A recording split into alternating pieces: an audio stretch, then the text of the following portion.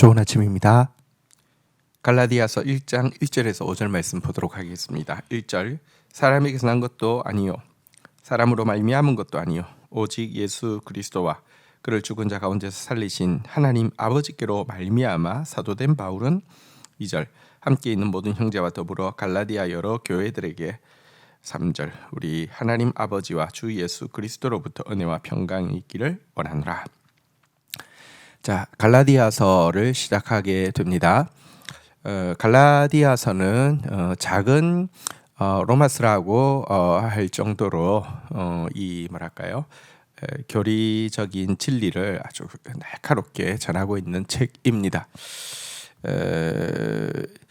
그래서 이렇게 갈라디아 이제 갈라디아 지역이란 터키 지금 이제 터키 그 이쪽에서 동쪽 부분을 갈라디아라고 하는데요.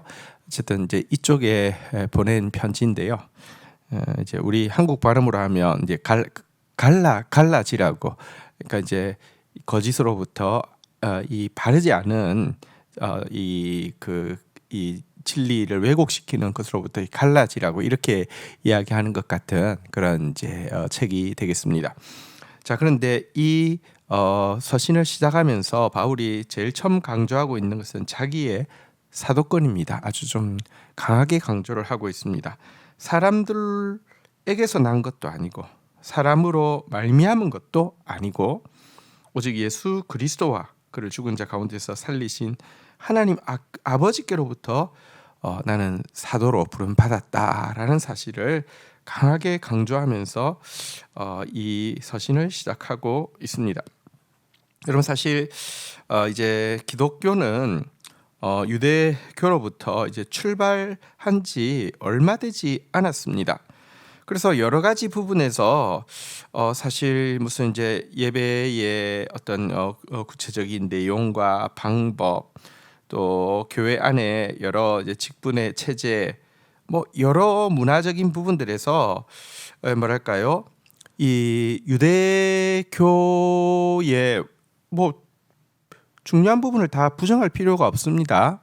뿌리를 두고 있으니까요. 하지만 이게 뭐랄까요 정확하게 확립이 돼 있지 않다 보니까 혼란이 계속 될 수 있었습니다. 예를 들면 유대교에서는 지키라고 하는 건데 기독교에서는 예를 들면 지켜도 되는 것도 있겠지만 이미 구약이 완성되어짐으로 말미암아 더 이상 지킬 필요가 없거나 혹은 이 예수 그리스도께서 완성하신 구원의 복음을 뭐랄까요 무효화시키는 것들은 지키지 않아야 되잖아요, 그죠? 그런데 어떤 부분은 받아들일 수 있고 어떤 부분은 받아들여서는 안 되고 뭐 이런 부분들을 이렇게 이제 분리하고 정확하게 해 나가야 하는 혼란스러운 상황에 놓여 있었는데요.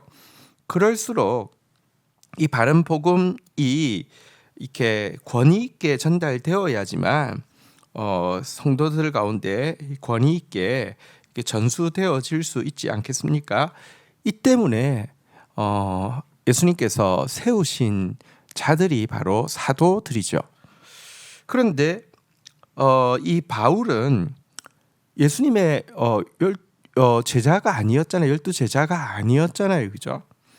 하지만 여기 이야기하고 있는 대로 예수 그리스도와 그를 죽은 자 가운데서 살리신 하나님 아버지로부터 사도가 되었다 이렇게 이야기를 하고 있는데요.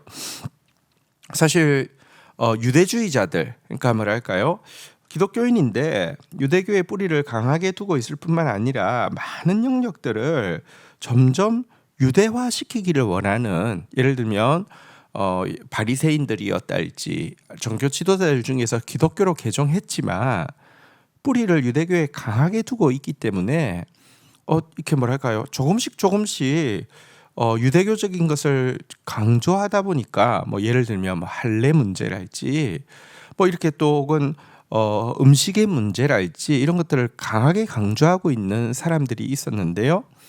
이런 사람들에게 가장 쉬운 공격의 대상이 바울이었죠. 왜냐고 하면 다른 제자들은 어쨌든 예수님의 제자였다가 사도가 되었는데 바울은 예수님 제자가 아니었잖아요.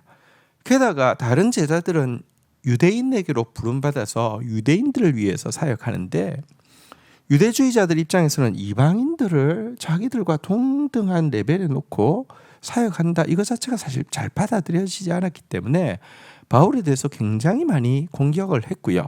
바울을 공격하기 제일 쉬운 것은 그의 사도성에 대해서 사도가 아니야 라고 공격하는 것이었습니다. 하지만 정말 바울에 대해서 바울의 사도성에 대해서요, 12사도들도 인정했고요.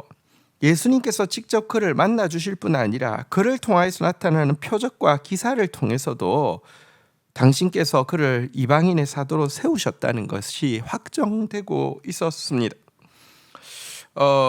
물론 바울은요, 자기 개인의 권위를 높임으로 말미암아 사람들로 하여금 좀 약간 신격화되어지고 신비적인 인물이 되어지고 추앙받기 위해서 자기의 사도권을 내세운 적은 결코 없습니다. 도리어 당연히 사도로서 누릴 수 있는 기본적인 권리도 그는 복음을 위해서 포기했죠. 예를 들어 사도 베드로는 아내와 함께 살면서 사역했는데요, 바울은 독신했죠. 이것 때문에 도리어 비방을 받았습니다. 그러나 그는 나에게는 아내를 결혼할 권리, 아내를 데리고 다니면서 사역할 권리가 없겠느냐, 그러나 내가 복음을 위해서 포기한다라고 할 정도로, 여러분, 당연한 권리도 포기하는 사람이었지만 어떤 경우 곧 지금 자기가 전파하는 이 복음을 권위 있게 지키기 위해서는 자기의 사도성을 한치도 양보하지 않고 주장하고 있습니다.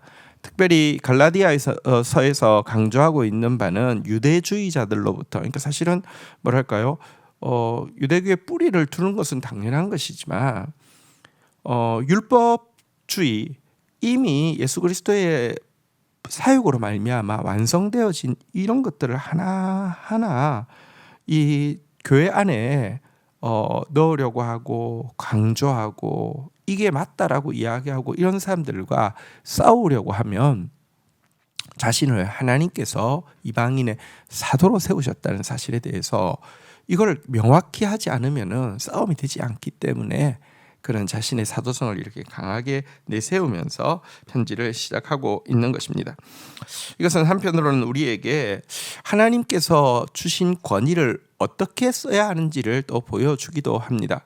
하나님께서 권위를 주신 게 맞다 하더라도 자기 개인의 영광을 얻기 위해서 이렇게 사용하는 것, 이것은 바울에게서 결코 찾아볼 수 없고 또 하나님의 사람들에게서 찾아볼 수 없습니다. 그러나 그에게 맡겨주신 복음을 위해서는요, 강하게 이 사실을 주장하고 나아가고 있는 것입니다. 저도 하나님께서 다음 세대의 교회를 위해서 말씀을 전하는 사명을 맡겨주신 사람입니다. 이 교회에서 하나님의 뜻을 사랑하는 성도들에게 각 개인의 삶 가운데서 교통하는 하나님의 계시의 말씀을 증거하는 일을 위하여서 하나님은 저를 세워주셨습니다. 이 사실에 대해서요,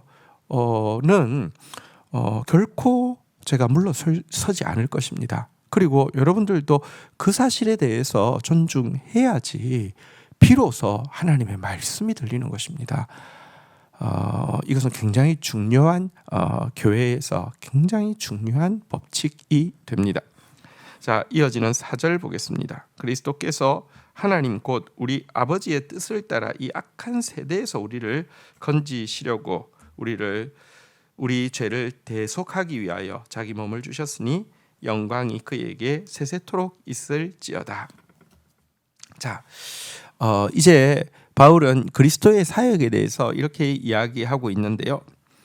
그리스도의 사역에 대해서 우리를 건지시려고 우리 죄를 대속하기 위해서 자기 몸을 주셨다. 이것은 굉장히 익숙한 표현이죠. 예수님이 우리를 죄에서 구원하시기 위해서 십자가를 지셨습니다. 이것은 모든 신자들이 가지고 있는 고백입니다. 하지만 여기 본문을 보면 조금 다른 단어가 나와 있습니다. 그리스도께서 이 악한 세대에서 우리를 건지시려고 우리 죄를 대속하기 위해서 자기 몸을 주셨다라고 이야기하면서 단지 우리 개인의 구원뿐 아니라 이 악한 세대로부터도 건지시기 위해서 십자가를 지셨다. 그리고 이것이 아버지의 뜻이었다. 이렇게 이야기를 하고 있습니다. 여러분, 우리가 개인적으로 예수를 믿음으로 말미암아 구원받았어. 나는 구원의 확신이 있어. 이걸로 끝나서는 안 됩니다. 개인적으로 구원받았다고 이야기하고 구원의 확신이 있는데 이 악한 세대 가운데서요. 이 악한 세대의 영향력은 그대로 받고 있고 세속의 가치관들의 영향력은 그대로 받고 있고 그냥 나는 예수 믿으니까 천국 가라고 이야기하는 거, 이 세상 나라에 가장 많이 영향받고 있고 이 세상 나라와 가장 동화되어 있으면서 나는 예수를 신앙 고백했으니까 천국 가, 이렇게 하기 위해서 우리를 구원하시지 않았다는 것입니다. 우리를 구원하신 것은 개인적으로도 죄에서 건져내시기 위함이기도 하지만 이 악한 세대로부터도 건져내기 위함이다라고 이야기를 하고 있습니다. 이 세속의 흐름에 영향받는 사람 어쩔 수 없어. 이 세상은 제약되기 때문에 뭐 신자라고 해도 어쩔 수 없어 하고 사는 사람이 아니라 이 세속의 흐름을 역류해서 하나님의 영광을 이 세대와 다음 세대 가운데 나타낼 존재로 우리를 불러주셨다는 사실을 분명히 기억해야 합니다. 우리는 하나님 나라를 이 땅에 이루기 위해서 이 세상과 싸워 이기는 사람이고요. 이 세대의 흐름과 이 세속의 흐름을 역류하는 사람이라는 사실을 꼭 기억해야 할 것입니다. 그런데 이길 수 있을까요? 이 도도한 물질 권력 쾌락의 이 노도를 우리가 뭔데 이길 수 있습니까? 이길 수 있을까요? 이거는 계란으로 바위치기 아닙니까? 그렇지 않습니다. 여러분, 사실 이 악한 세대가 계속 지속되어지지 않는다는 것이 성경의 가르침 아닙니까? 악한 세대가 영원히 가지 않을 것입니다. 예수 그리스도께서 통치하는 의의 나라는 반드시 이루어질 것이고 그것이 영원토록 계속되어질 것입니다.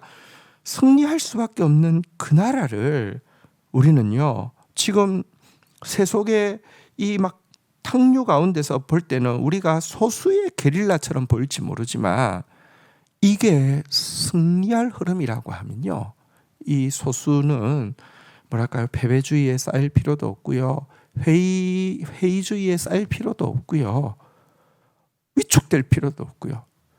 진짜 쫄아 있는 것은 사단이지, 진짜 쫄아 있는 것은 어두움이지 빛이 아닙니다. 그래서 우리는 이 세대를 이 세대와 싸워서 이길 존재들이며 하나님의 영광을 나타낼 존재라는 사실을 꼭 기억하면서 신앙생활을 해야 할 것입니다. 주신 말씀 붙잡고 기도하며 나가도록 하겠습니다. 주님 감사합니다. 사도 바울이 복음을 위하여서는 자기 개인적인 모든 것을 희생했지만 이 복음이 정확하게 전달되어지는 일을 위하여서는 자신을 세우시고 자신을 부르신 하나님의 사도성에 대해서 강하게 주장하고 있는 이런 모습을 보게 됩니다. 하나님, 부족한 종을 다음 세대의 교회를 위한 하나님의 말씀을 전파하는 자로 세워주셨습니다. 하나님, 이 어두운 시대에 말씀의 영광을 나타낼 자로 다음 세대에게 영적인 이 한류를 흘려보낼 자로 또 우리 교회를 세워주셨고 우리 교회에서 말씀의 계시의 통로로 하나님께서 사용하시기로 결정하셨습니다. 이 일에 무한히 감사하며 그렇기에 두렵고 떨림으로 말씀 앞에 서며 또 권위 있게 말씀을 전하며 우리 사랑하는 성도들 또 이 말씀을 받을 때에 고넬료가 베드로 앞에서 하나님 앞에 선 것처럼 받은 것처럼 그렇게 받음으로 말미암아 하나님의 음성이 들리는 주의 백성들 다 되도록 은총을 베풀어 주시기를 간절히 간구하고 소원합니다. 우리를 각 개인을 죄에서 건지실 뿐 아니라 우리를 악한 세대 가운데 건져 주셔서 하나님의 군대로 불러주신 것을 인하여서 감사합니다.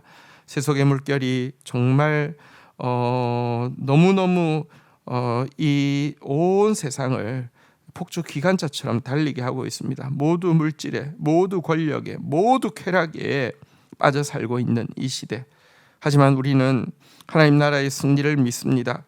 악한 세대와 싸워 이길 하나님의 군대임을 선포합니다.